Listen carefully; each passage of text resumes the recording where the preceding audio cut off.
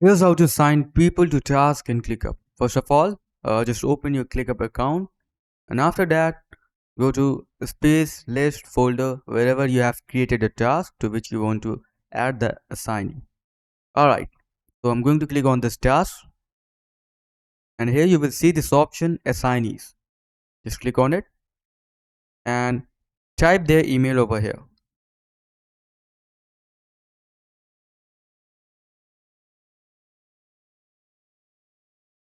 Alright, okay, here you will see this option invite.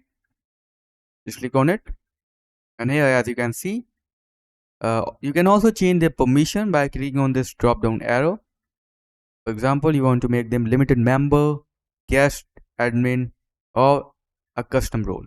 Also, you can change their permission to edit, comment, view only. I'm going to select edit and to limited member. And after that, just click on send invite. Alright, as you can see. Now, as you can see, I have successfully added the assignee. So that's how you can add assignee in ClickUp. That's it for the video. Thanks for watching.